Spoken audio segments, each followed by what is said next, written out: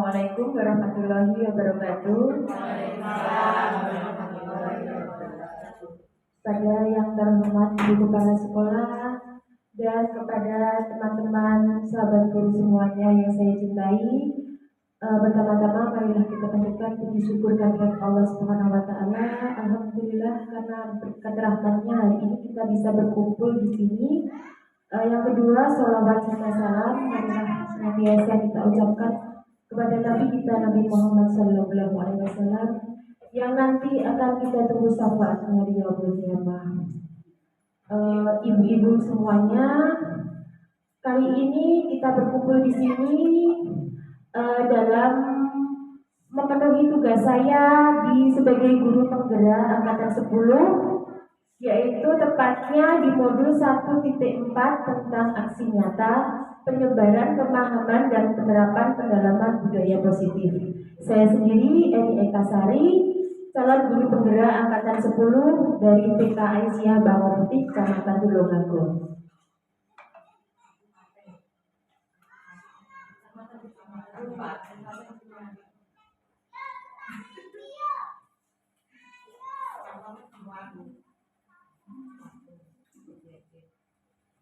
Oke, kali ini saya akan memberikan pemahaman, kita akan berbagi pemahaman tentang konsep inti budaya positif.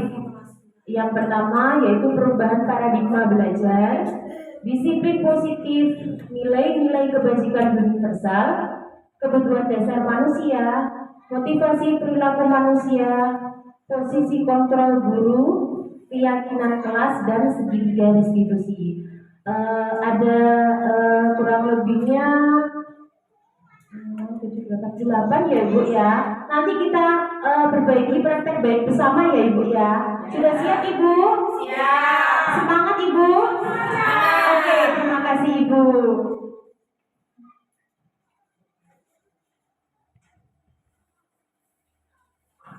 Oke, yang pertama yaitu perubahan paradigma belajar.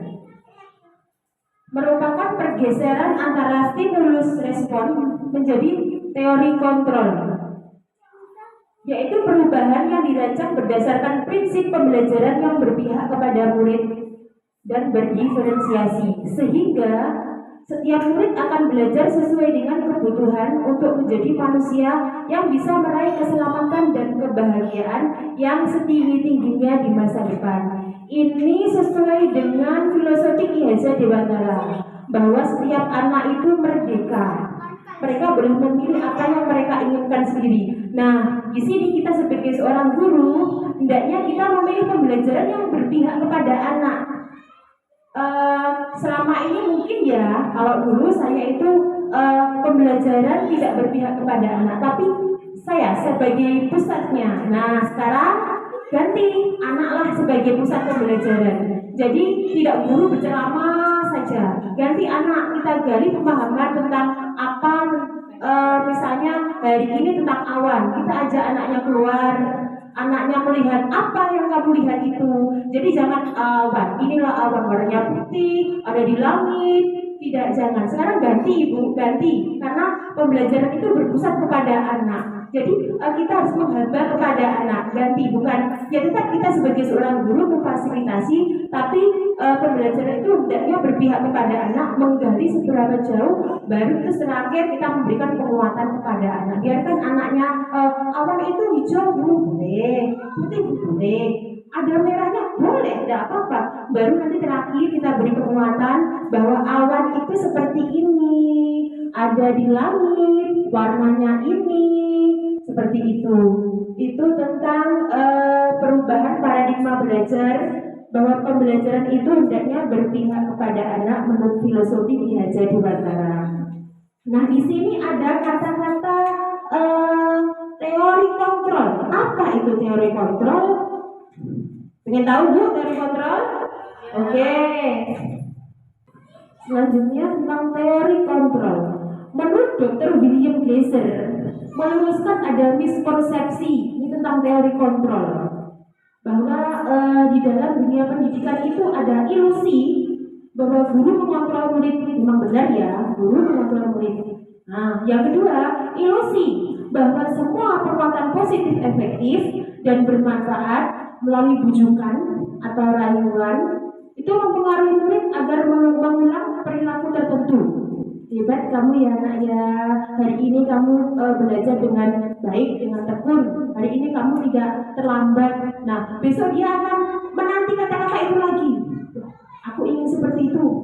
Makanya ada bujukan tadi, itu sebenarnya ilusi. Nah, untuk ilusi yang selanjutnya, ilusi bahwa kritik dan membuat orang merasa bersalah dapat menguatkan karakter. Kritik dan membuat orang merasa bersalah itu bisa menciptakan identitas gagal kepada murid. Hendaknya kita menghilangkan kritik dan membuat merasa bersalah kepada anak. Untuk ilusi selanjutnya, bahwa orang dewasa memiliki hak untuk memaksa.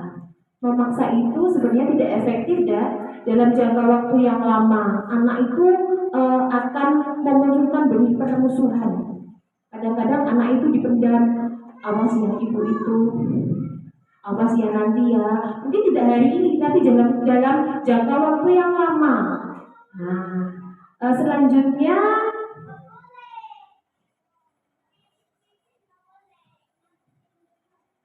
oke. Bagaimana seorang bisa berubah dari paradigma stimulus respon kepada pendekatan teori kontrol, dari stimulus respon tadi ke pendekatan teori kontrol? Nah, ini jawabannya Ibu. Bila kita ingin membuat kemajuan perlahan, sedikit-sedikit ubahlah sikap atau perilaku Anda. Di sini yang dimaksud Anda adalah panjenengan semua, termasuk saya. Karena di sini kita itu sebagai seorang guru pendidik. Menurut Ki Haji Dewantara lagi, bahwa seorang guru itu menuntun anak-anaknya, memberikan contoh kepada anak, contoh yang baik. Nah, hendaknya kita tanamkan dalam diri kita dulu, di dalam hati kita, bahwa kita harus memberikan contoh yang baik. Setelah itu nanti anak-anak akan mencontoh kita dengan sendirinya. Tidak kok, inilah aku tidak, tapi itu akan terpancar sendiri. Seperti itu Ibu. Saya ulangi ya, bila ingin membuat kemajuan perlahan, sedikit demi sedikit, ubahlah sikap dan perilaku Anda. Di sini adalah kita semua sebagai seorang guru.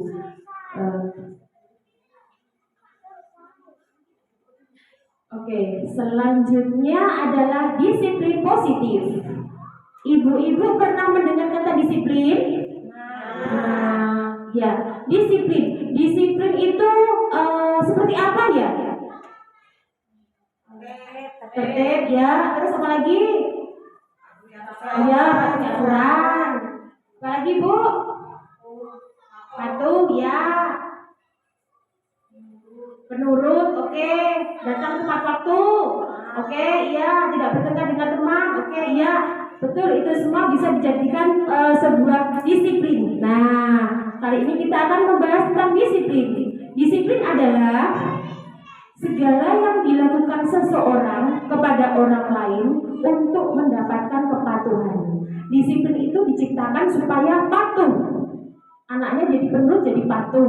Nah, sedangkan disiplin positif adalah suatu pendekatan untuk murid dengan tujuan untuk membentuk kontrol diri, untuk meningkatkan kepercayaan diri, sehingga mereka berperilaku dengan pedoman pada nilai-nilai kebajikan. Itu kalau disiplin positif ya. Menurut Ki Haji Dewantara, bahwa untuk mencapai kemerdekaan, maksudnya sini kemerdekaan dalam belajar ya Ibu, untuk menciptakan murid yang merdeka, syarat utamanya adalah disiplin yang kuat. Disiplin yang dimaksud adalah disiplin diri, kembali lagi kepada diri kita. Kalau di sini kapasitasnya tetap kita itu adalah guru. Nah, disiplin itu kembali lagi ke kita, karena itu bisa menciptakan nilai, memiliki motivasi intrinsik dari dalam diri kita. Jadi kita sebagai seorang guru, kita harus menerapkan kata disiplin itu dulu. Kalau kita sudah menerapkan kata disiplin di dalam diri kita, nanti kita bisa memberikan itu kepada anak-anak. Jadi disiplin itu dari dalam diri kita, bukan langsung kamu harus disiplin. Lalu gurunya tidak disiplin karena semua anak akan mencontoh gurunya, akan mencontoh pendidiknya. Seperti itu Ibu. Masih semangat Ibu? Semangat? Lanjut? Oke.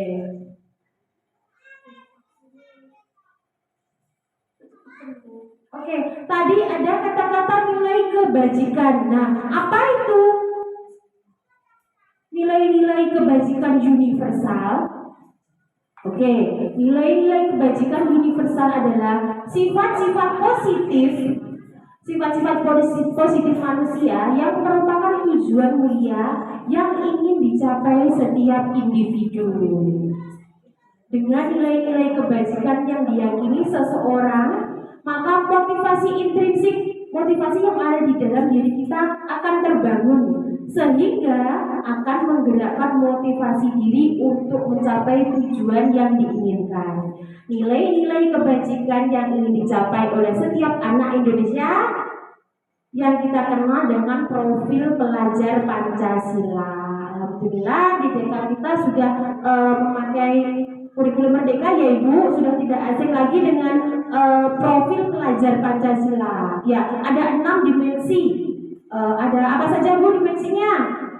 Kreatif, apalagi beriman dan bertakwa pada Tuhan Yang Maha Esa, mandiri, berkebinekaan global, gotong royong, bernalar kritis. Ya, sudah lengkap di sini termasuk nilai-nilai kebajikan universal. Ini kita tanamkan dalam diri anak supaya anak-anak bisa menjadi anak-anak yang disiplin positif, bisa menerapkan budaya positif di sekolah. Insya Allah nanti anak-anak akan menjadi anak-anak yang merdeka. Oke, semangat Ibu. Oke, kok lemes? Semangat. Oke, kita sedikit sebentar ya Bu ya. Oke, saya mau membagikan itu tepuk semangatnya yang baru. Kalau saya sama Bu Juli kemarin sudah, mungkin Bu Juli lupa ya. Ini saya ulang lagi tepuk semangatnya baru. Oke, tepuk semangat. Jing jing jing. Deng dung dung dung. Deng deng deng. Jing jing jing. Dung dung dung. Deng deng deng. Sa aha aha ma aha aha ngat aha aha semangat.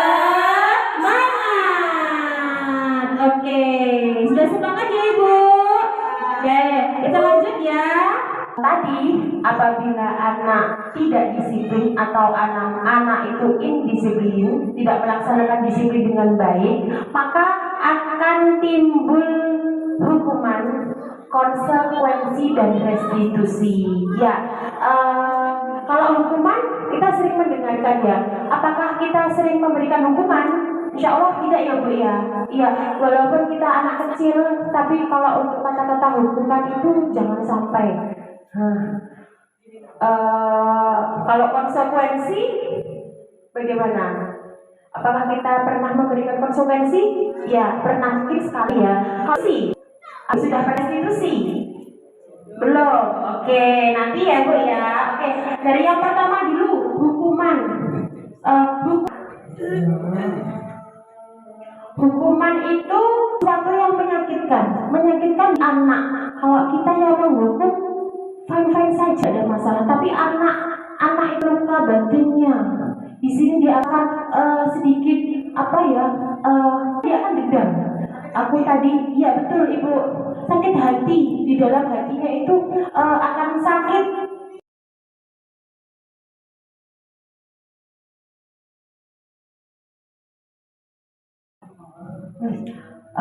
Dia itu akan memiliki rasa dendam kepada kita. Mungkin kalau di TK itu insya Allah tidak. Kalau di jenjang di atas kita, misalnya SD, SMP, itu hukuman sangat ampuh Ibu. Yang paling mudah dia harus dihukum, terlambat dihukum, tidak pakai baju seragam lengkap dia dihukum. Anaknya itu akan lama-lama akan niteni. Aku kemarin dihukum sama Bu itu loh. Besok awas ya Ibu itu, mungkin dia akan cerita ke temannya. Lama-lama dia akan memendam rasa dendam. Iya, itu tentang hukuman. Kalau kita fine-fine saja karena kita memberikan hukuman, sedangkan anak akan cedera hatinya, dia akan sakit hatinya. Sedangkan konsekuensi, oh ya maaf ibu, kalau hukuman tadi sesuatu yang berupa fisik, bisa verbal. Tapi kebanyakan kalau hukuman itu fisik ya, lari keliling lapangan atau jongkok atau berdiri sampai nanti. Seperti itu. Kalau konsekuensi lebih halus lagi, tidak ada bentuk fisik, kata-katanya juga tidak begitu kasar. Iya, betul Ibu. Tidak terasa, hampir mirip hukuman dan konsekuensi. Ini kalau kita insya Allah jarang memberikan konsekuensi. Biasanya di anak di atas kita ya, mungkin SD atau SMP, misalnya kamu hari ini terlambat, konsekuensinya kamu mencatat apa atau kamu seperti itu konsekuensinya. Nah, dan yang terakhir adalah restitusi. Restitusi itu jalan terbaik. Nah, yang bisa kita pilih selain kita memberikan hukuman atau konsekuensi ya, mungkin panjenengan semuanya baru mendengar kata-kata restitusi. Kemarin saya juga baru Ibu, di modul saya 1.4 itu restitusi itu baru sekali. Jadi pemahaman kami di para guru penggerak itu benar-benar digali tentang restitusi ini. Ternyata ini pilihan yang sangat baik. Nanti di belakang akan saya berikan pemahaman tentang lebih mengenai restitusi. Sedikit saja Ibu tentang restitusi.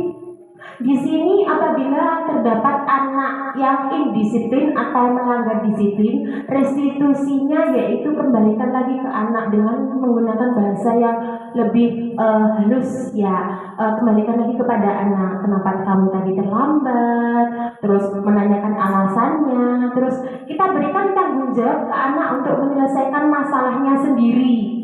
Kalau kamu tadi terlambat, bangun kesiangan atau mamahnya mengantar kakak dulu, nah bagaimana cara memperbaikinya? Kita tunggu anak, bagaimana anak memperbaiki dirinya sendiri. Nanti anak-anak akan muncul, bagaimana caranya ya?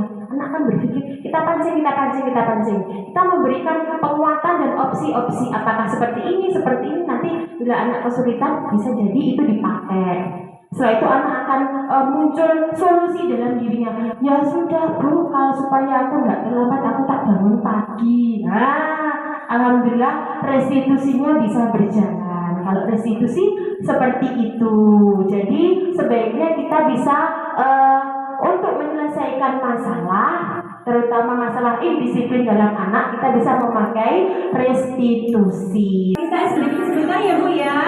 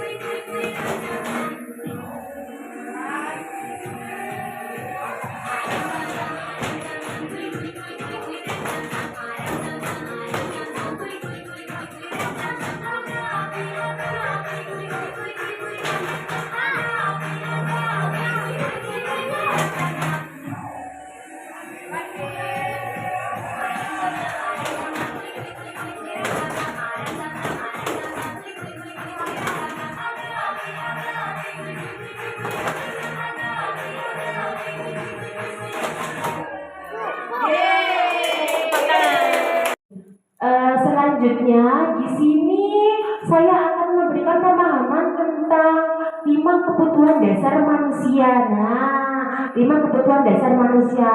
Ibu-ibu semuanya sudah tahu ini. Apa saja ibu kebutuhan manusia? Kebutuhan kita apa saja? Iya, hidup, makan. Apalagi bu? Sandang, iya sandang, pangan, papan. Oke, apalagi?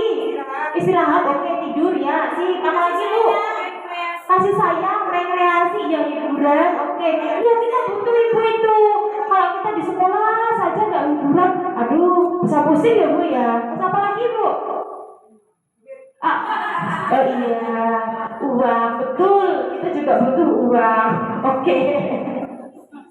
Oke, di sini ada 5 kebutuhan dasar manusia. Yang pertama adalah bertahan hidup, yang kedua adalah kasih sayang, yang ketiga adalah kebebasan, yang keempat adalah kesenangan, dan yang terakhir adalah penguasaan. Ini semuanya bu, ini ya kita, ya anak-anak, semuanya karena ini kebutuhan dasar manusia, bukan diri anak saja, tapi kita bu guru juga memiliki kebutuhan dasar manusia, dan hendaknya kita bisa mengidentifikasi kebutuhan dasar kita dan kita bisa memenuhi kebutuhan dasar kita dengan perilaku-perilaku yang positif. Seperti itu ibu. Lanjut bu. Oke, kita lanjut ya. Nah, di sini pemaparannya bahwa kebutuhan dasar manusia itu yang pertama kebutuhan bertahan hidup. Ya, seperti yang ibu-ibu tadi sampaikan, ada kesehatan, ada rumah, makan, pakaian, ada minum, itu merupakan kebutuhan hidup. Kebutuhan kita yang paling utama yaitu adalah kebutuhan bertahan hidup. Kebutuhan yang kedua adalah kebutuhan akan kasih sayang dan rasa diterima. Kebutuhan untuk selalu diterima dan disayang dalam sebuah kelompok. Ini kalau kita kembalikan ke anak itu juga butuh kasih sayang. Kalau di rumah anak-anak sudah mendapatkan kasih sayang dari orang tuanya, dari ayahnya, ibu, kakung, uti, dari siapa? Paman, bibi. Nah, kalau di sekolah anak-anak itu juga memerlukan kasih sayang. Semuanya ibu. Siapa yang memberikan kasih sayang kita? Kita di sini sebagai orang tua, kita di sini sebagai seorang guru, hendaknya kita memberikan kasih sayang dan rasa diterima. Selain kita siapa? Teman-teman anak-anak ini juga saling memberikan kasih sayang. Kebutuhan selanjutnya adalah kebutuhan penguasaan. Ini berhubungan dengan kekuatan, keterampilan, prestasi.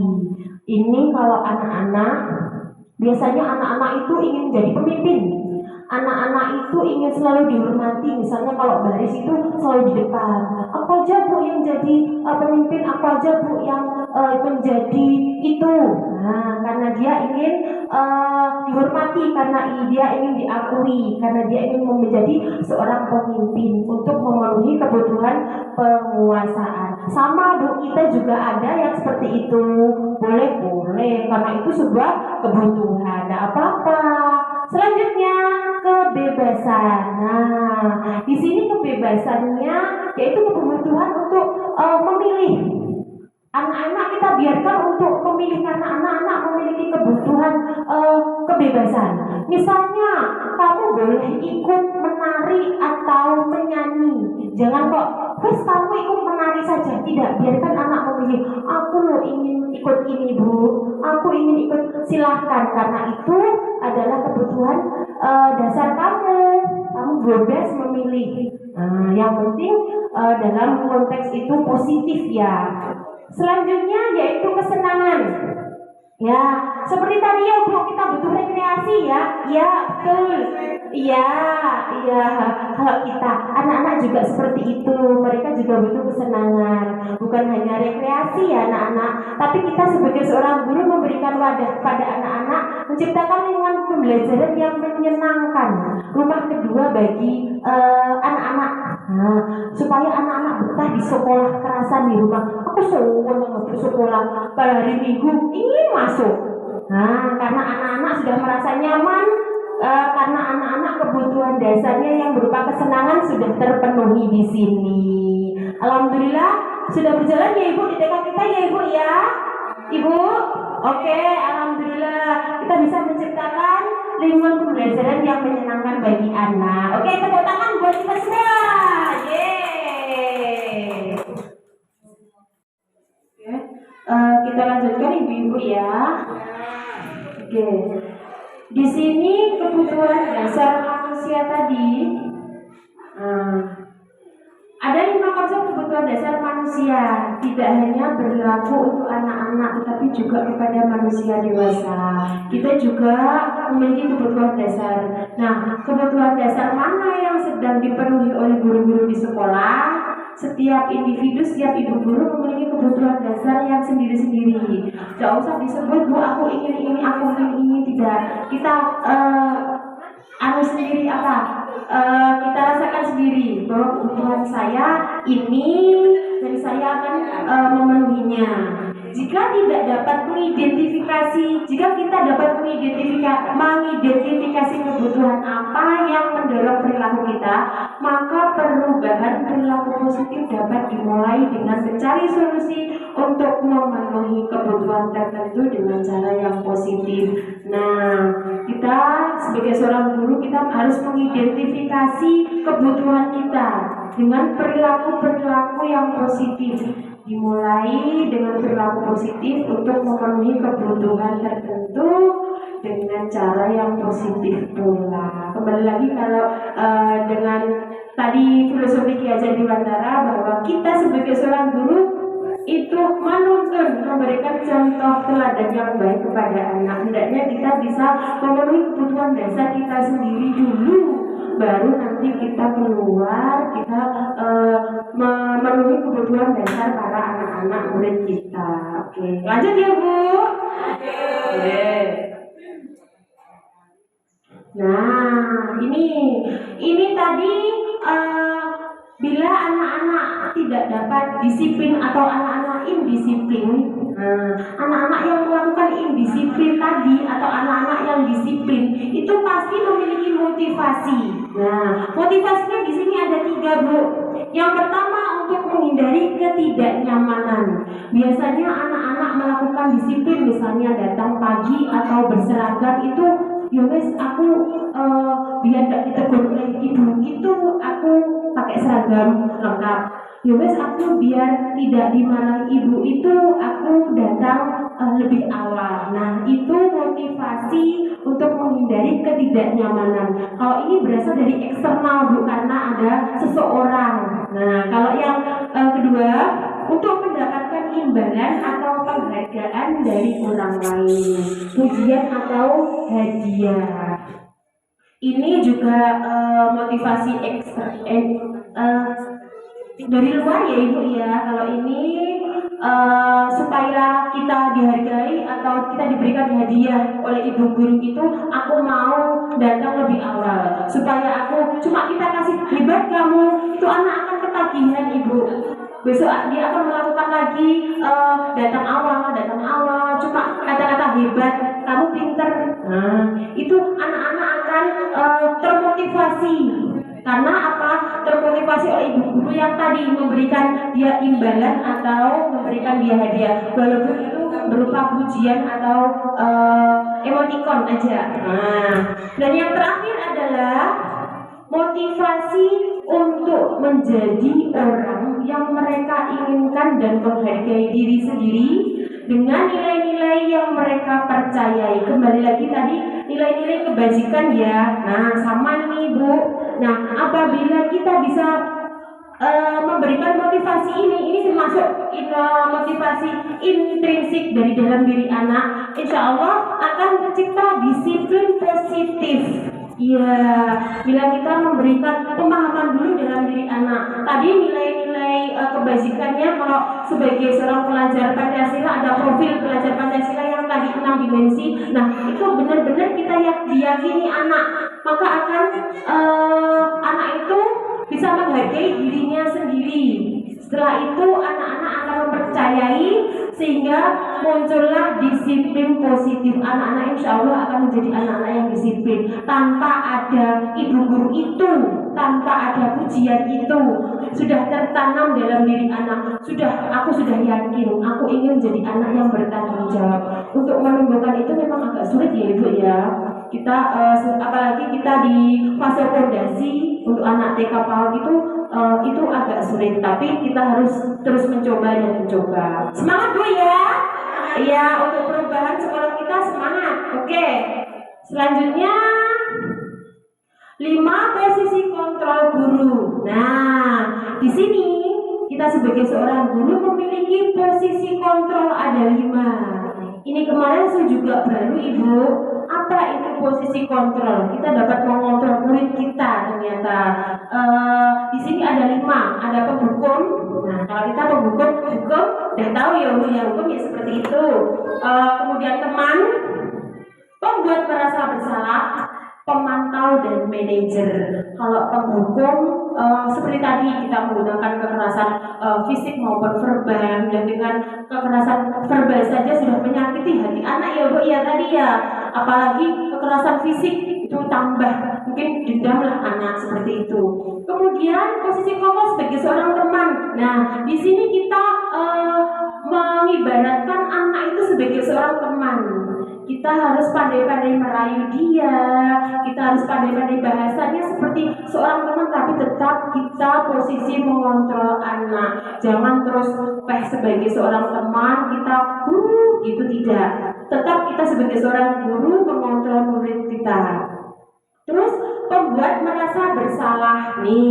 Kalau ini pembuat merasa bersalah ini kata-katanya lebih halus, lebih gimana ya? Bukan memojokkan, tapi dengan kata-kata yang lebih halus nanti menciptakan anak itu merasa bersalah. Misalnya kamu datangnya terlambat, nanti kalau Bu Eka dimarahi kepala sekolah bagaimana? Seperti dengan kata-kata seperti itu anak akan merasa bersalah. Maaf ya Bu ya, maaf. Anak-anak akan seperti itu. Karena itu posisi kontrol kita sebagai seorang pembuat merasa bersalah. Iya, kamu sih. Lanjutnya ke pemantau, posisi kontrol pemantau. Di sini biasanya gurunya itu tegas. Kita juga bisa sebagai seorang pemantau, karena di sini posisi guru sebagai pemantau itu memegang peraturan sekolah.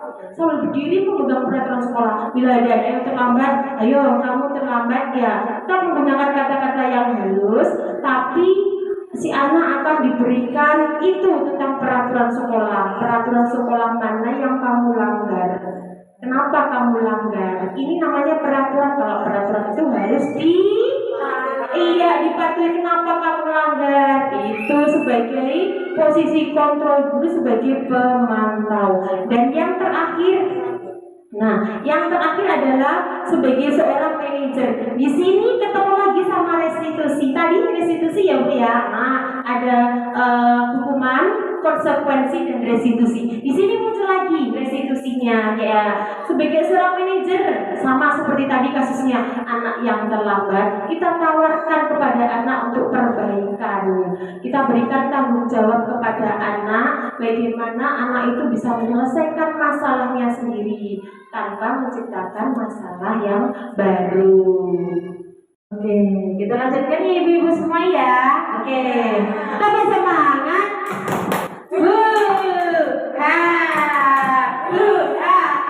Allahu Akbar. Yes. Kita lanjutkan ya ibu-ibu. Oke, ini adalah contoh penerapan 5 posisi kontrol. Di sini tidak semuanya saya tampilkan, hanya beberapa saja. Ini yang penghukum. Kalau penghukum itu menggunakan kata-kata verbalnya agak kasar ya ibu ya. Contohnya, Anto terlambat lagi. Kenapa setiap hari terlambat? Kapan kamu bisa datang tepat waktu? Ayo sekarang kamu lari mengelilingi lapangan. Itu bisa dikatakan penghukum ya ibu. Kata-katanya yang agak kasar verbalnya ya. Setelah itu bentuk fisiknya juga ada. Antok tadi disuruh lari mengelilingi lapangan, ya. Kalau yang satunya membuat rasa bersalah, itu kata-katanya lebih halus. Ibu sangat kecewa sekali kepadamu, Anto, karena kamu datang terlambat. Bagaimana jika ibu ditegur oleh kepala sekolah? Jika tahu kamu terlambat seperti ini, seperti yang tadi saya contohkan, maka anak akan maaf ibu, saya tidak akan mengulang lagi. Maaf ibu, maaf. Seperti itu. Kalau di tempat kita, sepertinya gak ada ya bu ya? Boleh tanya? Iya ibu, Ribuan Bu Septi. Kalau misalkan membuat rasa bersalah, itu mungkin kalau buat anak kecil ya. Tapi kalau untuk anak usia yang sudah SMP mungkin, SMA mungkin enggak. Anak itu punya pikirannya nih. Kalau saya terlambat, pasti guru nanti yang dimarahi sama sekolah. Iya bisa jadi ibu. Iya. Jadi seakan-akan dia kayak nggak punya tanggung jawab, iya. nggak punya rasa salah. Iya betul ibu. Itu yang ditakutkan. Maksudnya kalau untuk anak usia TK, iya. Kita ada rasa sayang sama gurunya. Takut nanti guru. Iya. Tapi kalau anak yang sudah iya. Otomatis anak-anak itu bilang ya ibu ya.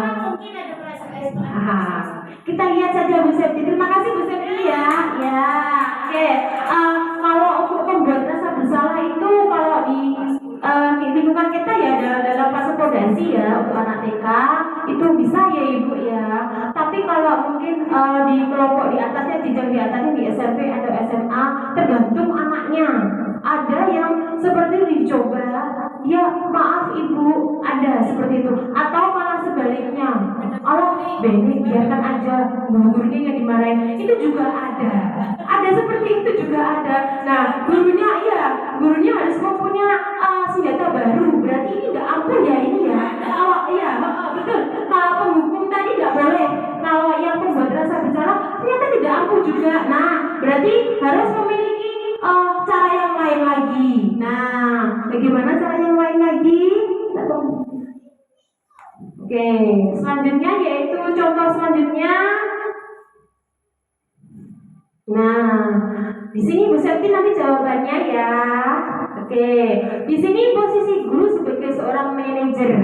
Nah, misalnya bila menjumpai anak yang terlambat, misalnya Anto tadi, Anto, hari ini kamu terlambat lagi ya. Apa alasannya Anto? Tetap kita menggunakan kata-kata yang halus ya. Apakah tindakan kamu sesuai dengan keyakinan kelas kita? Nah, itu Bu, kalau manajer sesuai nggak dengan keyakinan kelas? Bukan peraturan loh ya, keyakinan kelas. Nanti akan kita bahas setelah ini ya Bu, tentang keyakinan kelas. Keyakinan kelas mana yang tidak sesuai dengan tindakan kamu? Nanti anak akan menjawab seperti itu. Terus apa rencana kamu untuk memperbaikinya? Nah, dari pertanyaan Bu Septi tadi jawabannya ada di sini. Bila anak usia mungkin SMP, SMA, mereka para guru menggunakan posisi kelompok sebagai seorang manajer. Bukan hanya itu, kita juga sebagai fase fondasi kita harus memposisikan kontrol kita sebagai seorang manajer melalui restitusi tadi. Tidak penghukum, tidak teman, tidak memantau, tidak membuat rasa bersalah, tetapi sebagai seorang manajer dengan restitusi tadi. Jangan memberikan menghukum, menjudge anak, tidak, tapi kita memberikan tanggung jawab kepada anak untuk menyelesaikan masalahnya sendiri. Seperti itu. Bisa tinggi. Nanti lebih jelasnya apa tindakan kamu sesuai dengan keyakinan kelas. Keyakinan kelas apa? Nanti setelah ini kita bahas tentang keyakinan kelas. Seperti itu. Bisa tinggi. Ya, semangat ibu-ibu. Oke. Lanjut Bu. Nah, di sini keyakinan kelas.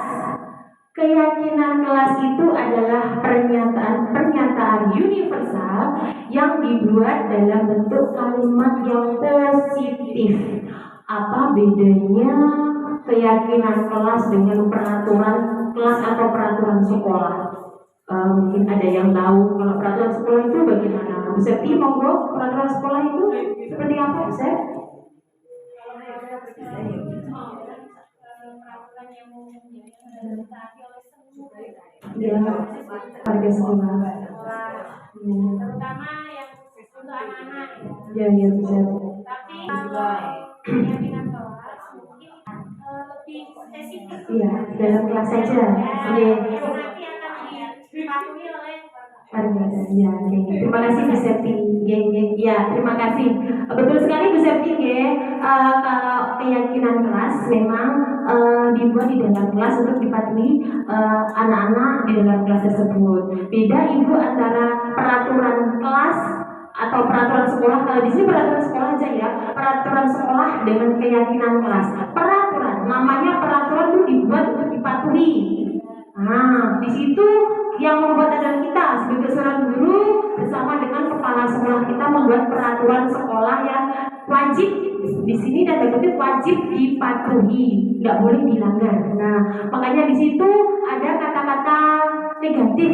Maksudnya negatif itu begini Bu, tidak boleh terlambat. Ada kata tidaknya. Tidak membuang sampah sembarangan, itu kata-kata negatif karena ada kata tidak, jangan itu. Ya, itu peraturan, boleh, namanya peraturan boleh kok, itu boleh. Nah, kalau keyakinan kelas turun lagi Bu dari peraturan sekolah tadi. Kalau kemarin saya membuat aksi nyata itu kan pembuatan keyakinan kelas tidak sama dengan anak SMP, anak SMA, mereka sudah bisa bercurah pendapat. Kalau anak-anak TK cukup dengan gambar, nanti saya beri gambarannya Ibu. Kalau keyakinan kelas itu dibuat anak bersama kita. Misalnya kalau saya di sini mengampu di A1 ya, berarti saya dan anak-anak A1. Kalau panjenengan dia bersama murid-murid panjenengan. Nah, itu dari peraturan sekolah kita turunkan, kita rubah kalimatnya menjadi kalimat positif seperti tadi, tidak membuang sampah sembarangan, kita ganti dengan jagalah kebersihan, atau tidak boleh terlambat, kita ganti dengan datang ke sekolah tepat waktu atau lebih awal. Itu kalimat positifnya. Nah, baru itu kita jadikan sebagai keyakinan kelas. Nggak harus kita keyakinan. Dan awalnya dulu saya juga gitu Ibu, karena saya nggak tahu bagaimana caranya membuat keyakinan kelas. Sudah ini jadi, saya break sudah. Anaknya iya, ternyata mohon maaf salah, saya juga salah. Kemarin saya baru dapat ilmunya, ada itu tahap-tahapannya mengenai pembuatan keyakinan kelas. Tidak seperti itu. Nanti saya berbagi kali panjenengan.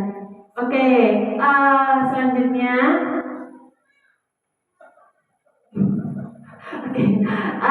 Pembuatan keyakinan kelas. Nah, ini yang pertama mempersilakan murid untuk bercurah pendapat tentang peraturan sekolah. Ini untuk kalau untuk anak fase fondasi mungkin ini bisa kita lewati ya Bu. Kalau untuk anak-anak SMP atau anak-anak SMA peraturannya seperti ini dirubah menjadi kalimat positif bisa. Misalnya tidak membuang sampah sembarangan, jagalah kebersihan. Setelah itu anak-anak bisa, setelah itu anak-anak menulis di kertas kecil. Misalnya kamu mau disiplin, kamu mau menyayangi teman, kamu mau menghormati, kamu ingin rajin atau bersemangat dalam belajar, boleh. Nanti setelah itu proses yang kedua mengubah kalimat negatif menjadi kalimat positif. Tadi sudah meninjau kembali keyakinan kelas bersama lalu disepakati. Setelah jadi kesepakatan kelasnya akan ditinjau kembali. Ada kata-kata yang hampir mirip, nah itu kita hilangkan. Setelah itu keyakinan kelas bisa ditempel dan dijalankan di dalam kelas itu. Kalau untuk kita biasanya langsung ditempel ya Ibu. Kalau untuk di atas kita misalnya anak SD, SMP, SMA ada penandatanganannya kesepakatan keyakinan kelas. Harus itu. Iya anak. Terakhir nanti ibu guru. Seperti itu, bahwa benar-benar itu diyakini anak. Nah, kalau mereka bisa nggak pakai cap jempol? Oh yang kemarin saya nggak coba ya Bu Septi ya, kalau pakai cap jempol. Iya. Oke, iya bisa Ibu nanti bisa diterapkan. Oke. Baru Ibu itu kemarin mohon maaf Bu Septi ya, kemarin saya tidak pakai itu. Ya, ini. Iya, berbagi saja Ibu kemarin dalam pembuatan keyakinan kelas. Kemarin saya menggunakan kertas seperti ini Bu, berwarna-warna sudah saya tempelkan itu, tapi saya print, saya gandakan banyak. Ada gambarnya. Kalau ada gambar jam berarti berarti datang ke sekolah tepat waktu. Kalau gambar sapu dan apa itu tempat sampah berarti jagalah kebersihan dan sebagainya. Setelah itu saya potong, saya siapkan di meja, anak-anak silakan mengambil sesuai dengan yang diinginkan. Kamu menginginkan seperti apa? Anak-anak ambil. Kalau anak-anak fase fondasi yang mungkin tertarik dengan gambarnya, tapi insya Allah mereka bisa menceritakan apa yang di gambar itu. Misalnya, iya, betul Bu In, ya, tahu maksudnya. Bila anak itu bergandengan berarti menyayangi teman, seperti itu. Setelah itu kita akan memilih. Setelah itu kita sepakati, kita tawarin kepada anak, apakah keyakinan kelas ini kalian sudah sepakati semua? Sudah, berarti setuju? Ya, berarti kalau itu sudah diyakini, sudah disepakati semua, itu berarti harus dijalankan. Iya. Setiap pagi sebelum saya mulai kegiatan pembelajaran itu setiap hari saya baca Ibu. Anak-anak hafal, bukan peraturan tapi keyakinan kelas. Anak-anak menyayangi teman, itu sudah keyakinan kelasnya yang mana yang kamu langgar? Sudah dia, maaf Ibu, saya besok lagi sayang teman. Apa Ibu ternyata? Monggo nanti dipraktekkan di kelasnya masing-masing. Bisa itu, iya. Ya boleh.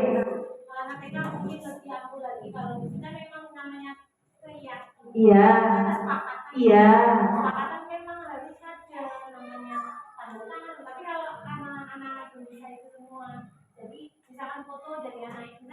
Iya, fotonya di print gitu ya, misalkan 14-an. Iya. Terus dicandingin fotonya itu jempol. Kalau jempol kan ini kan sama ya jempol. Iya, bisa boleh. Coba nanti kamu kemarin sudah setuju. Iya, oke. Nggak apa-apa nanti ditambahkan bisa. Oke, ya. Iya, terima kasih Bu Septi. Ya, ibu-ibu nanti bisa dijalankan di kelasnya masing-masing ya, pemahamannya tentang keyakinan kelas. Nah, saya lanjutkan keyakinan kelas ini.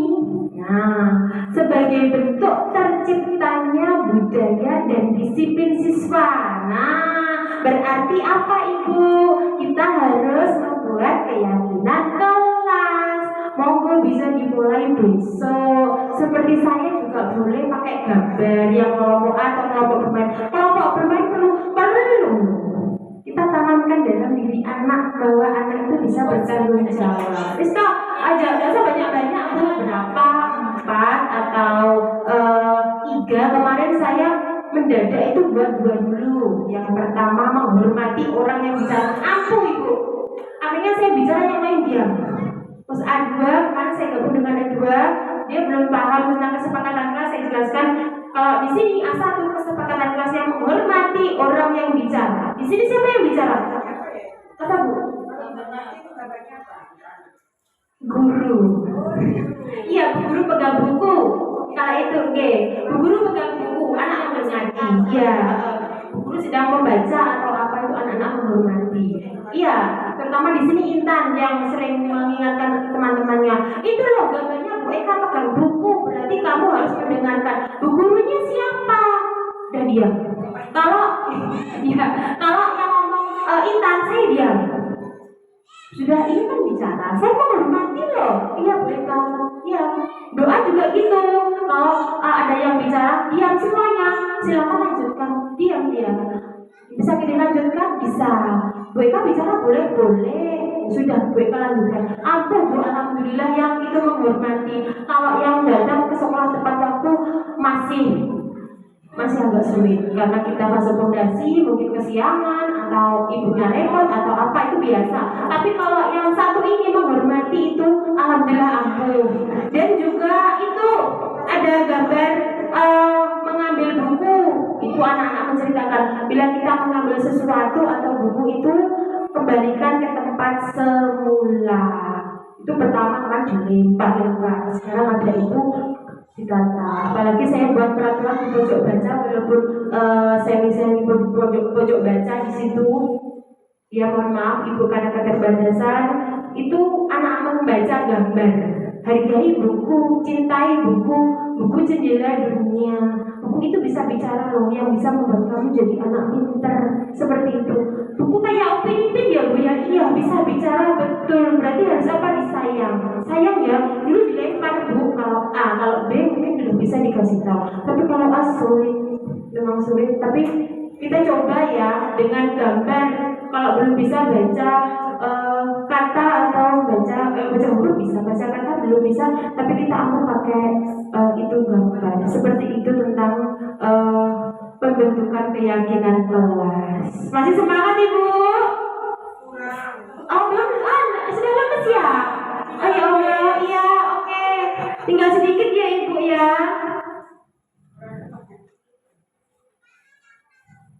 Oke, terakhir Ibu ini tadi tentang restitusi. Kita lanjutkan, kita perdalam lagi tentang restitusi. 3 kali keluar restitusi. Yang pertama tadi berkaitan dengan hukuman dan konsekuensi.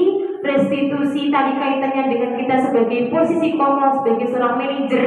Kita terapkan ya Bu ya, bismillah. Kemarin saya juga gitu menghadapi kasus saya restitusi. Ibu kepala sekolah nanti bila ibu gurunya memiliki masalah bisa direstitusi Bu. Ternyata kemarin saya sharing sama teman-teman yang di SMK, di SMA itu bisa direstitusi temannya sendiri dengan bahasa kepala sekolah yang halus. Kita lanjutkan ya Ibu tentang segitiga restitusi. Nah, ini tadi dalam penerapan restitusi di dalam kontrol guru sebagai seorang manajer tadi ada tahap-tahapannya. Tahapannya ada 3 atau disebut juga dengan segitiga restitusi. Di sini yang pertama yaitu menstabilkan identitas.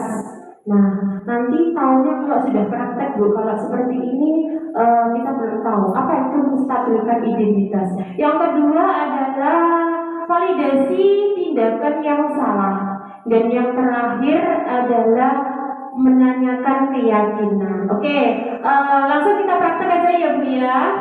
Di sini saya akan memberikan contoh perilaku anak indisiplin atau tidak disiplin. Misalnya kemarin saya membuat aksi nyata itu Intan ya, tetap Intan. Ya, Intan. Kemarin Intan itu terlambat karena mamanya mengantar kakaknya dulu. Kebetulan kakaknya sekolahnya jauh. Nah, itu kemarin Intan saya restitusi. Untuk yang pertama kali saya lakukan itu tetap menyapa anak dengan hangat, tidak menyalahkan anak. Saya ajak anak untuk berdiskusi dengan baik-baik. Setelah itu saya tanyakan kepada anak, Intan, apakah benar hari ini kamu terlambat lagi? Anaknya nanti akan menjawab iya Bu, terlambat. Intan, terlambat itu perbuatan yang baik atau tidak? Anak, insya Allah Intan bisa membedakan baik atau tidak. Tidak Ibu. Nah, salah apa benar? Salah. Ya, salah. Aku tahu itu salah. Iya, salah. Kalau itu salah, berarti kita boleh dong melakukan kesalahan. Bu Ika juga boleh salah. Ibu guru yang lain, mama bisa boleh salah, boleh ya. Tapi di sini Bu Eka bersama dengan Intan, kita bersama-sama mencari solusi dari permasalahan yang Intan itu, termasuk menstabilkan identitas. Agak lama ya Ibu ya, karena terlalu lama mungkin prosesnya, tapi itu harus kita lalui supaya anak tidak langsung aduh iki aku piye, tidak seperti itu. Ada tahap-tahapannya. Yang pertama, tidak apa-apa Intan membuat kesalahan, itu wajar. Kita sebagai manusia juga bisa bersalah, mereka juga bisa bersalah. Ya, di sini kita mencari solusi dari permasalahan yang Intan tadi lakukan, yaitu terlambat. Itu menstabilkan identitas. Baru setelah itu validasi tindakan salah. Naik lagi Bu levelnya atau tahapnya. Baru Intan, mengapa tadi Intan terlambat atau alasan apa yang Intan sampaikan kepada Intan sehingga Intan tadi terlambat. Nanti Intan akan menjawab, saya tadi diantar mama setelah kakak. Nah, sekolah kakak jauh sekali. Baru setelah itu saya diantar ke sekolah, dan sampai di sekolah ternyata teman-temannya sudah masuk semua, bahkan sudah belajar. Nah, terlambat, sangat terlambat. Nah, itu tadi validasi tindakan salah, menanyakan ke anak alasannya apa, mengapa kamu terlambat. Ya, selanjutnya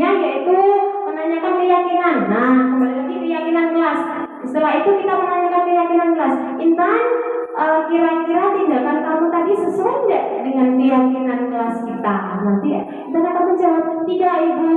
Terus mana yang tidak sesuai datang ke sekolah tepat waktu? Harusnya bagaimana Intan? Intan harusnya datang ke sekolah tepat waktu. Nah, di situ kita berikan tanggung jawab kepada anak. Kita tawarkan perbaikan. Apakah Intan mau memperbaiki perilaku atau tindakan Intan? Nanti anaknya insya Allah akan menjawab mau Bu. Nah, kalau boleh, ayo kita berubah. Nah, terus kita tawarkan lagi ke anak, bagaimana kira-kira ya caranya Intan itu bisa berubah. Nanti anaknya akan berpikir, bagaimana ya?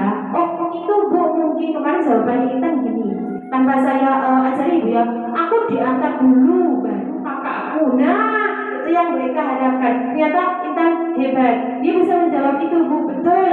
Intan dulu yang diantar, baru kakaknya. Iya, makanya kesiangan. Ya, itu dari realita saya gali jadi seperti itu. Kami sering terlambat. Kemarin juga bermain peran seperti itu. Sama lah Bu, daripada saya mencari yang lain, ya yang ada itu saya olah gitu. Ternyata keyakinan kelas tadi sudah menanyakan keyakinan. Kembali lagi ke keyakinan kelas. Berarti intinya kita harus membuat keyakinan kelas.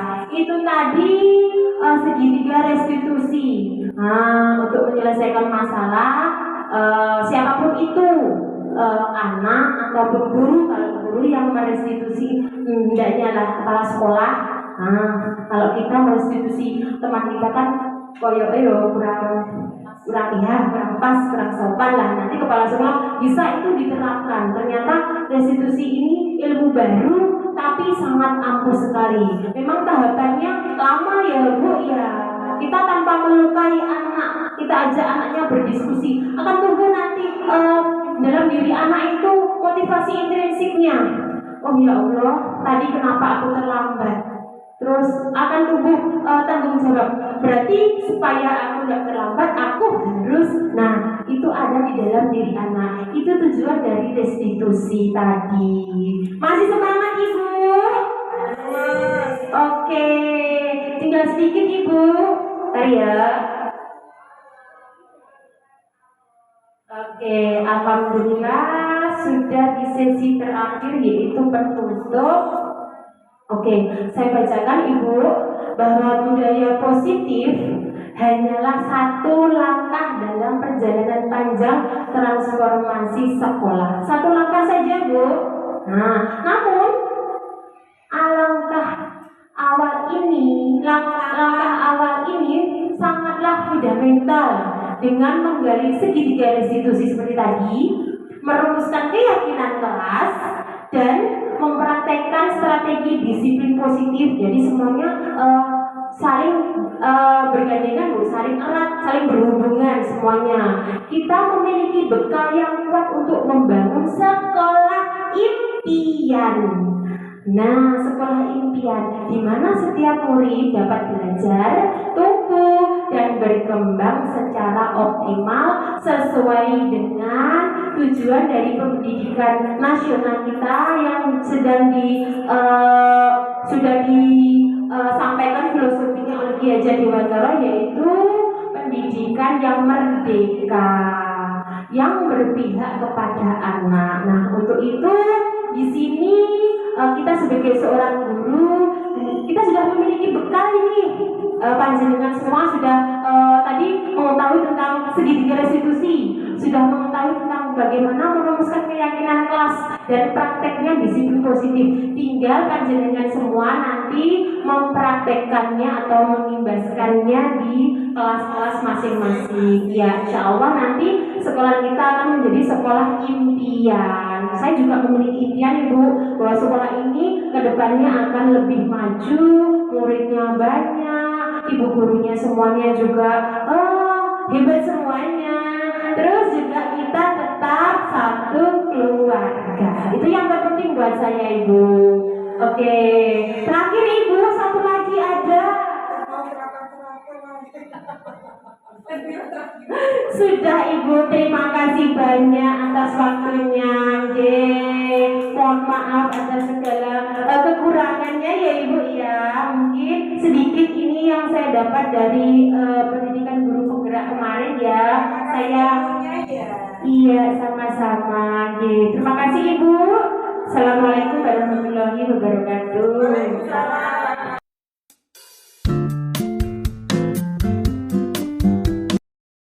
Assalamualaikum warahmatullahi wabarakatuh.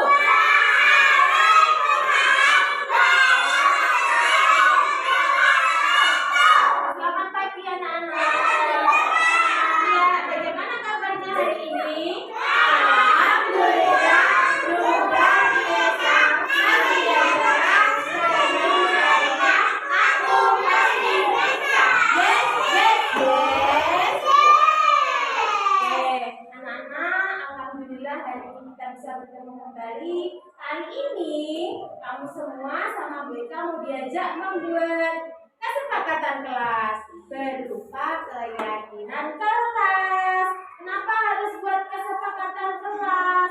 Supaya kamu bisa jadi anak yang disiplin, menjadi anak yang bertanggung jawab. Contohnya, kesepakatan kelasnya datang ke sekolah tepat waktu.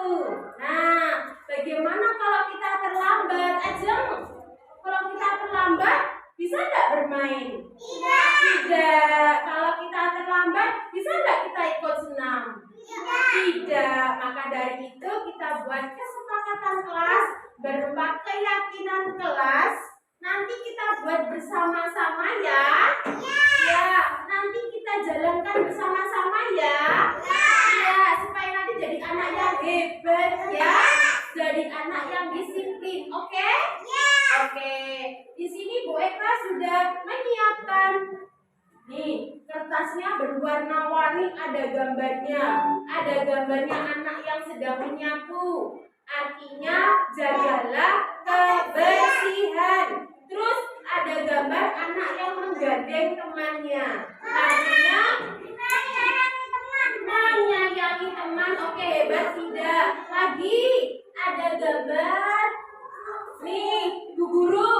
Nih, artinya menghargai ibu guru atau orang lain yang sedang bicara. Oke, selanjutnya pilihan ada gambar anak yang berbicara. Artinya bicaralah dengan sopan.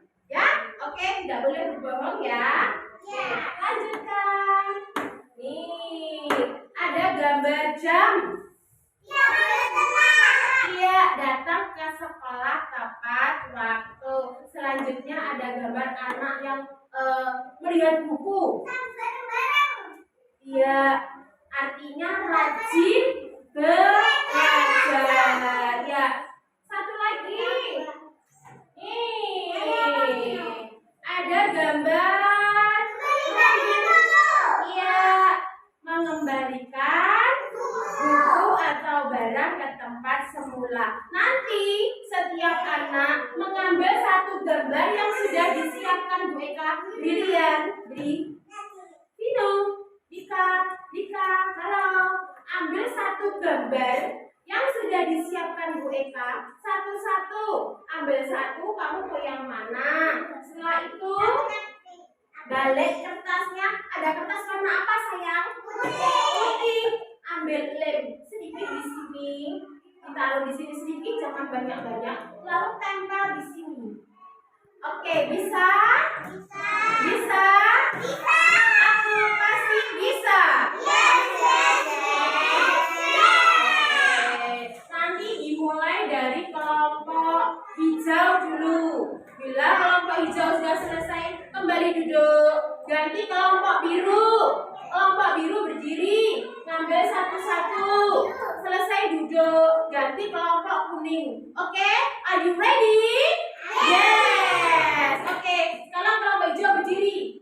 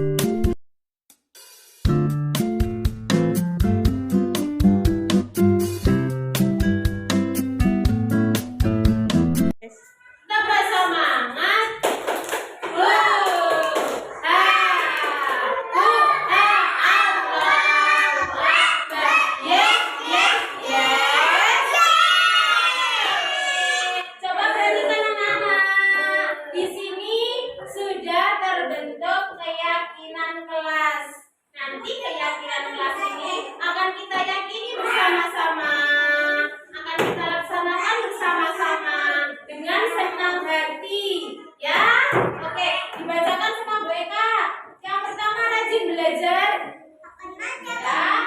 Terus jagalah kebersihan, Ajeng. Berbicara yang sopan, Brilian. Menyayangi teman. Terus datang ke sekolah tepat waktu, menghormati guru. Yuk sekarang, mari membantu teman. Yang terakhir, oh sudah ya. Tuh, ada 7 kesepakatan kelas kita. Nah, ini Dika Vino, dengarkan BK sayang. Ya, yuk. Ini nanti akan kita tempel dan kita laksanakan bersama-sama supaya tercipta lingkungan belajar yang positif. Kamu bertanggung jawab, jadi anak hebat. Bisa diyakini ya? Bisa dilaksanakan ya? Oke. Anak hebat yang satu? Yes. Oke. Terima kasih anak-anak. Ya, assalamualaikum warahmatullahi wabarakatuh. Warahmatullahi wabarakatuh.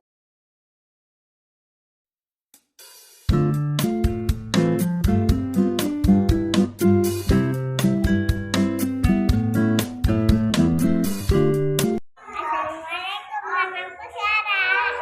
Assalamualaikum, namaku Khadijah.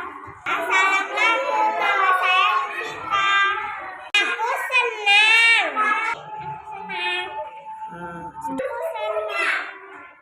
Aku senang.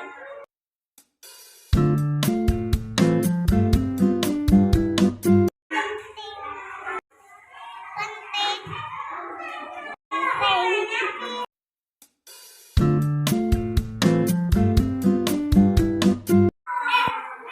Menjadi penting.